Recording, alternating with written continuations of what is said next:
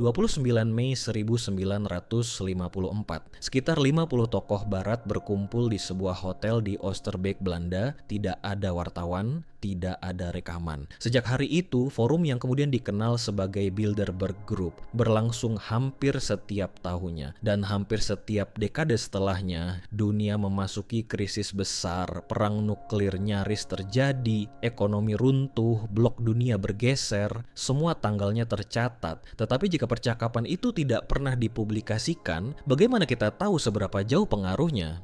Sejak 1954, Bilderberg Group setiap tahun mempertemukan pemimpin politik, CEO multinasional, bankir sentral, akademisi strategis, dan pejabat militer dalam satu forum tertutup. Lokasinya berpindah dari satu negara ke negara lain. Akses media dibatasi. Tidak ada siaran langsung dan tidak ada notulen resmi yang dipublikasikan. Pertemuannya mengikuti aturan Chatham House. Informasi boleh digunakan, tetapi tidak boleh mengutip siapapun secara langsung. Secara formal, tidak ada voting, tidak ada resolusi, dan tidak ada keputusan yang diumumkan. Jika forum ini hanyalah ruang diskusi bebas, ini menjadi tempat para elit bertukar perspektif secara informal. Maka kerahasiaannya bisa dipahami sebagai cara menjaga percakapan tetap terbuka. Namun jika diskusi di dalamnya membantu membentuk kesepahaman sebelum kebijakan besar diumumkan, implikasinya berbeda. Itu berarti sebagian dinamika demokrasi mungkin bergerak setelah kerangka berpikirnya lebih dulu disejajarkan. Dalam sistem modern, keputusan jarang lahir tiba-tiba. Ia biasanya didahului percakapan dan jaringan. Jadi pertanyaannya bukan apakah keputusan dibuat di ruangan itu. Di video ini kita tidak akan berspekulasi tentang hal yang tidak terdokumentasi. Kita akan melihat 3 hal yang bisa diverifikasi. Daftar peserta setiap tahun, tema global yang diumumkan, dan peristiwa besar yang muncul setelahnya. Apakah ada pola? Apakah kemunculan tokoh tertentu bertepatan dengan pergeseran kebijakan di negaranya? Atau semuanya hanya korelasi yang tampak berarti karena kita mencarinya?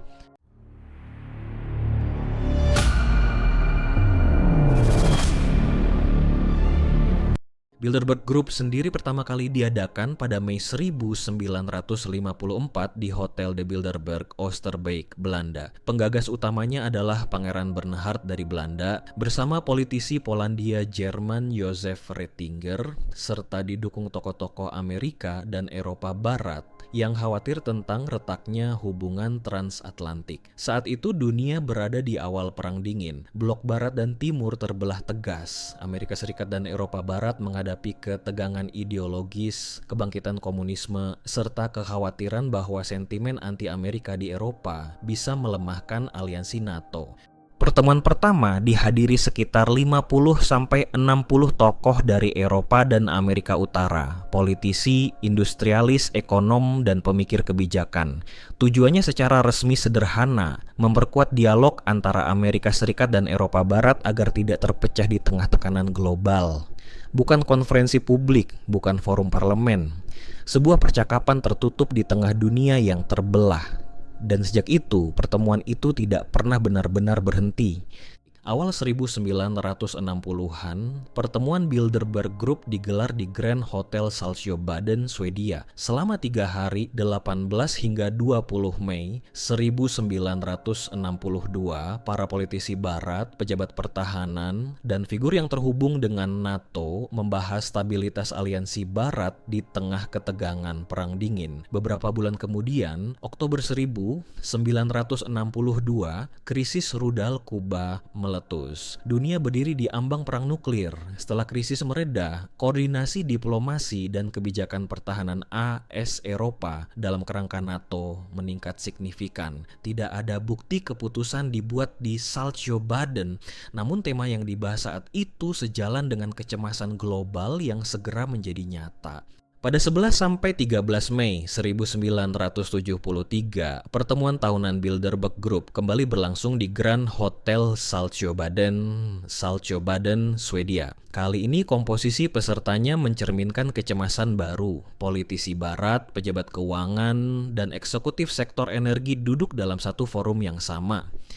Fokus pembahasan bergeser kuat ke stabilitas ekonomi dan keamanan pasokan energi, dua isu yang mulai terasa rapuh di awal dekade 1970-an. 5 bulan kemudian, Oktober 1973, embargo minyak OPEC mengguncang sistem ekonomi global. Harga energi melonjak drastis, inflasi meningkat. Negara-negara industri barat menghadapi tekanan besar. Setelah krisis itu, koordinasi kebijakan energi dan moneter antar negara barat dipercepat, strategi cadangan energi diperkuat, dialog ekonomi lintas Atlantik menjadi semakin intens. Tidak ada bukti bahwa kebijakan OPEC dibahas atau dipengaruhi dalam forum tersebut. Namun ketika krisis energi benar-benar meledak, isu yang telah menjadi perhatian di ruang tertutup itu berubah menjadi prioritas global.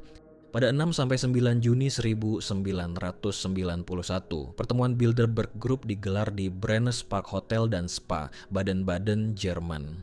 Saat itu Uni Soviet berada di ambang keruntuhan, Blok Timur retak, dunia sedang menyusun ulang tatanan keamanannya. Di ruangan tertutup itu hadir politisi barat dan beberapa figur dari Eropa Timur, negara-negara yang belum sepenuhnya masuk NATO atau Uni Eropa. Di pertemuan yang sama, seorang gubernur muda Arkansas turut hadir, Bill Clinton. Setahun kemudian, November 1992, ia terpilih menjadi Presiden Amerika Serikat. Tidak ada bukti dukungan resmi dari forum itu, namun waktunya tercatat di tengah dekade yang kemudian ditandai ekspansi NATO dan integrasi Eropa Timur ke Uni Eropa. Pada 5-8 Mei 2005, pertemuan Bilderberg Group digelar di tepi Danau Tegernsee, Bavaria, di Dorinsee Hotel Uberfahrt. Di antara para pejabat dan eksekutif global hadir Angela Merkel.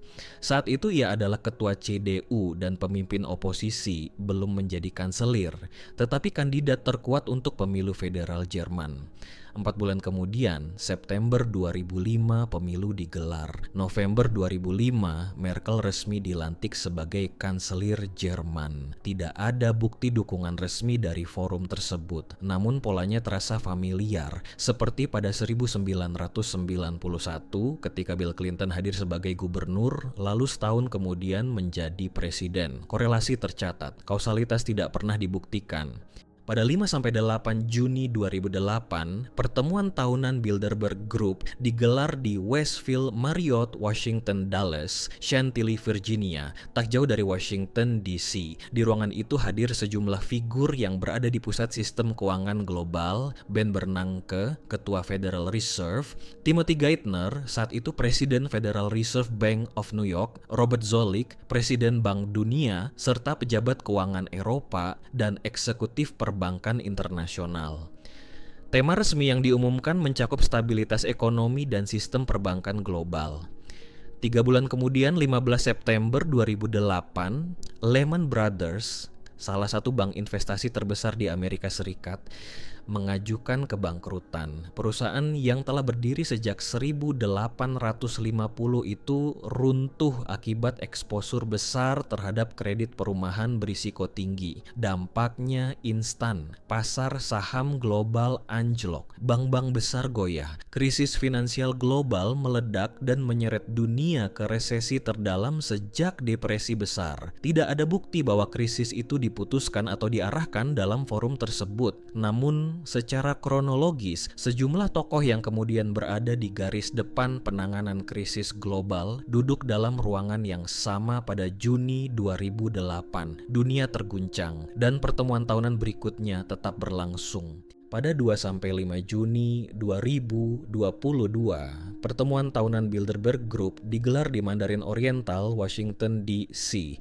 tak jauh dari pusat kekuasaan Amerika Serikat. Beberapa bulan sebelumnya, Februari 2022, Rusia menginvasi Ukraina. Eropa kembali merasakan bayangan perang konvensional berskala besar, harga energi melonjak, ketegangan NATO meningkat.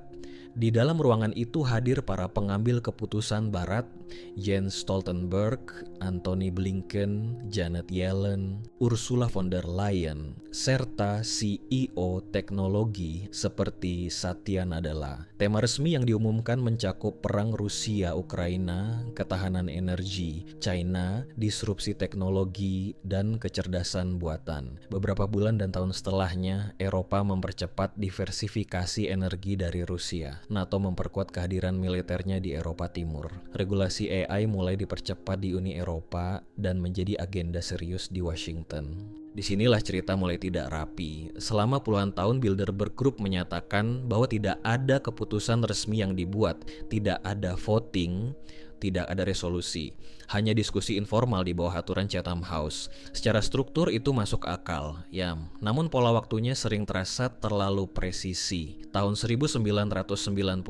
Bill Clinton hadir sebagai gubernur. Tahun 1992 ia menjadi presiden Amerika Serikat. Tahun 2005 Angela Merkel tercatat sebagai peserta. Beberapa bulan kemudian ia menjadi kanselir Jerman. Daftar nama selalu dirilis, tema umum diumumkan, tetapi isi percakapannya tidak pernah dipublikasikan. Dan disitulah pertanyaannya muncul. Jika ini hanya forum diskusi, mengapa pengamanannya setara pertemuan kepala negara? Jika ini sekadar ruang bertukar ide, mengapa tidak ada transparansi arah pembahasan? Jika bukan ruang pengambilan keputusan, mengapa banyak pesertanya kemudian berada di pusat keputusan global? Yang ada hanyalah pola kehadiran, lalu pergeseran kekuasaan. Ketika pola itu berulang di berbagai dekade, ceritanya menjadi lebih kompleks dari sekadar forum tahunan. Bukan karena ada bukti konspirasi, tetapi karena ruang kosongnya konsisten. Sekarang kita turunkan suhunya, tanpa asumsi, tanpa dramatisasi. Pertama dari sisi formal, Bilderberg Group tidak memiliki kewenangan legislatif, tidak mengeluarkan kebijakan, dan tidak menjalankan fungsi eksekutif. Secara hukum, ia hanyalah forum diskusi privat, bukan pusat kekuasaan resmi. Kedua, dari sisi jejaring, dalam politik modern keputusan jarang lahir tiba-tiba. Ia tumbuh dari relasi, kepercayaan, dan kesamaan visi. Forum seperti ini mempertemukan mereka yang memang sudah berada di lingkar pengaruh, kepala pemerintahan, bankir sentral, CEO teknologi, pejabat pertahanan. Di ruang seperti itu, keputusan mungkin tidak ditandatangani, tetapi arah bisa mulai diselaraskan. Ketiga, dari sisi waktu, beberapa tokoh memang hadir sebelum mencapai puncak kekuasaan, itu fakta, namun jauh lebih banyak peserta yang tidak pernah menjadi presiden atau kanselir. Data menunjukkan lebih banyak tidak terjadi apa-apa daripada lonjakan spektakuler. Keempat, dari sisi transparansi, pendukung mengatakan diskusi tertutup memungkinkan percakapan jujur tanpa tekanan publik. Kritikus melihatnya sebagai celah akuntabilitas. Keduanya punya dasar logika, maka kemungkinan paling realistis tidak berada di salah satu ekstrem. Bukan pemerintah bayangan dunia, bukan pula sekadar jamuan tahunan. Lebih masuk akal melihatnya sebagai ruang sinkronisasi informal, tempat ide diuji sebelum dibawa ke panggung publik. Bukan tempat keputusan ditandatangani, tetapi tempat arah dibaca. Dan dalam sistem global modern, membaca arah lebih awal seringkali sama berharganya dengan membuat keputusan itu sendiri. Di era digital, kepercayaan terhadap institusi menurun. Ketika ruang tertutup berdampingan dengan krisis ekonomi, perang, atau regulasi teknologi, pertanyaan pun muncul, di mana sebenarnya arah mulai diselaraskan? Bilderberg kemudian menjadi simbol sesuatu yang lebih luas, jarak antara elit dan masyarakat. Bukan sekadar forum tahunan, tetapi gambaran tentang bagaimana kekuasaan kadang bergerak di luar panggung resmi. Hari ini kekuasaan tidak hanya berada di parlemen. Ia juga ada di ruang rapat teknologi, forum ekonomi, dan jaringan lintas negara. Ketika transparansi terbatas, ruang kosongnya cepat diisi spekulasi. Bukan karena bukti konspirasi, tetapi karena ketidakjelasan menciptakan ruang tafsir. Di tengah isu kecerdasan buatan, perang siber, dan krisis energi, pertanyaannya menjadi semakin relevan. Siapa yang menyelaraskan arah sebelum kebijakan diumumkan? Kita telah melihat kronologinya, kita telah melihat polanya, dan seringkali dunia bergerak tak lama setelah percakapan itu terjadi. Namun mungkin kita tidak akan pernah tahu jawabannya.